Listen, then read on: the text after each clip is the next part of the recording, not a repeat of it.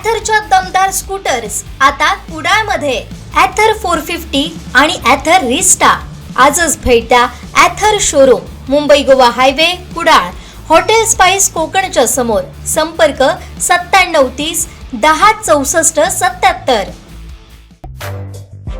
अनिकेत तटकरेंची चौकशी करण्याची मागणी सुषमा अंधारे यांनी केली आहे. आपण बघतो की माजी मुख्यमंत्री उपमुख्यमंत्री अजित पवार यांचा घातपात झाला असं आज सोडून आणला असं की रोहित पवार यांनी चौकशी निर्माण केलेला आहे. अनेक नेत्यांनी हा प्रश्न उभा केला. मग काय सांगतो ते यावर आम्ही याच्या आधीही मी माझी भूमिका मांडली आणि अतिशय स्पष्टपणे मांडलेली आहे की ज्या पद्धतीने या विमान अपघाताच्या संबंधाने अनेक प्रश्न निर्माण झालेले आहेत आणि त्या प्रश्नांची उत्तरं अजूनही मिळालेली नाहीत. मग तो व्हिजिबिलिटीचा मुद्दा असेल, पायलट बदलण्याचा मुद्दा असेल, ऐन वेळेला विमान रस्ते मार्गाने प्रवास करणारे दादा विमान मार्गाने प्रवास करण्यासाठी का तयार झाले या संबंधाने प्रश्न असेल, किंवा दादांच्या संबंधाने घराळीचा कितीतरी मुद्दे आहेत. या सगळ्या मुद्द्यांवर विशेष म्हणजे जेव्हा कागद, मोबाईल सगळं सुरक्षित राहतं आणि ब्लॅक बॉक्स जळाला असं सांगितलं जातं, हे अजून गंभीर आहे की ब्लॅक बॉक्स जळू कसा शकतो, त्यातला डेटा जाऊ कसा शकतो. बरं, त्यातही जेव्हा सांगितलं जाते, जेव्हा एक आम्ही प्रश्न विचारतो की तुम्ही सगळ्या प्रकारचे फुटेज दाखवताय ना, पण मुळात पहाटे साधारणतः 5:30 पावणे 6 पासून ते दादा विमानात बसेपर्यंतच जे एकूण सीसीटीव्ही फुटेज आहे ते कोणत्या गाडीने आले होते, त्यांना विमानतळावर कोण सोडायला आलं होतं, विमानात ते कसे बसले, त्यांच्यासोबत त्यांना निरोप द्यायला कोणी होतं का, त्यांच्या हालचाली काय होत्या, हे सगळं सीसीटीव्ही फुटेज बाहेर आलं पाहिजे. पण यावर डीजीसीएने जो अजब तर्क लावलेला आहे, म्हणजे असाच अजब तर्क निवडणूक आयोगाने लावला होता की आम्ही मतदान करतानाचं सीसीटीव्ही फुटेज जारी करू शकत नाही. आता डीजीसीए असं सांगतंय की आम्ही यातलं सीसीटीव्ही फुटेज अजिबात बाहेर काढू शकत नाही, सुरक्षेचा मुद्दा. कुणाच्या सुरक्षेचा मुद्दा? घटना घडून गेली, तुम्ही सुरक्षा देऊ शकला नाही, या राज्याच्या उपमुख्यमंत्र्याला जीव गमवावा लागला. आता कुठल्या सुरक्षेच्या बाता मारतोय बरं डीजीसीए? का डीजीसीएला वाटत नाहीये की ते सीसीटीव्ही फुटेज मिळणं ही महाराष्ट्राची गरज आहे? महाराष्ट्राच्या मनातल्या अनेक शंका आहेत आणि त्या शंकांची उत्तरं मिळाली पाहिजेत.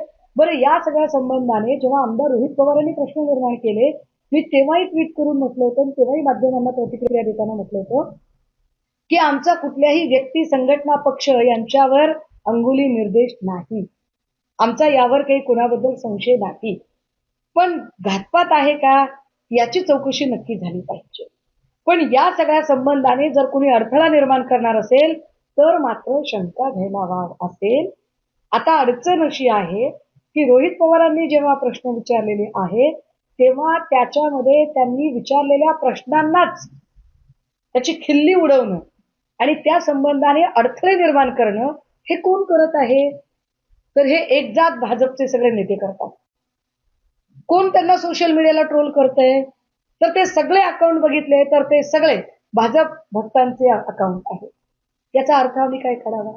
कारण आम्ही व्हेरी फर्स्ट डे आम्ही क्लिअर केलं होतं की आम्हाला कोणावरही शंका म्हणून आम्हाला बोलायचं नाही, पण याची चौकशी झाली पाहिजे आणि याच्यावर अडथळे आणणाऱ्यांच्या बद्दल शंका येऊ शकते. मग अडथळे आणणारी वक्तव्य का केली जात आहेत? एक.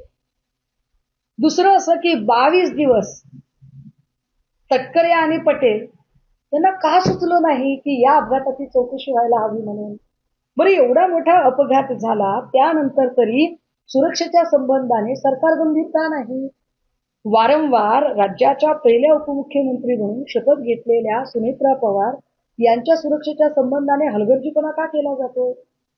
काल ज्या पद्धतीने अनिकेत तटकरे हा प्रोटोकॉल तोडू शकत नाही, त्यांना काय विशेष प्रिव्हिलेज मिळतं काय की ते सुनील तटकरेंचे चिरंजीव आहेत म्हणून? चुकीची गोष्ट आहे. एका राज्याच्या उपमुख्यमंत्र्यांच्या संबंधाने एवढी मोठी दुर्घटना घडली, त्याला 1 महिना उलटला नाही, तोच त्याच कुटुंबातल्या त्यांच्याच पत्नी या राज्याचे उपमुख्यमंत्री म्हणून शपथ घेतात आणि त्यांच्याही सुरक्षेच्या बाबत जर असा हलगर्जीपणा होत असेल तर हे गंभीर आहे, हे चिंतनीय आहे. इव्हन अनिकेत तटकरेंची सुद्धा चौकशी झाली पाहिजे. अनिकेत तटकरेंना याबद्दल जाब विचारला गेला पाहिजे. अनिकेत तटकरे अशा पद्धतीने सुरक्षा कडे तोडू शकत नाही. विशेष म्हणजे त्यांचे सगळे अंगरक्षक सोबत असताना, त्यांच्या ड्रायव्हरला बाजूला ठेवून कुठलाही प्रोटोकॉल नसताना अशा पद्धतीने वागलं जातं.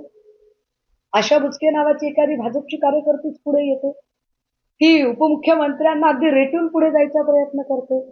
म्हणजे एकीकडे हे राज्य फुले शाहू आंबेडकरांचं राज्य आहे असं वारंवार सांगितलं जातं.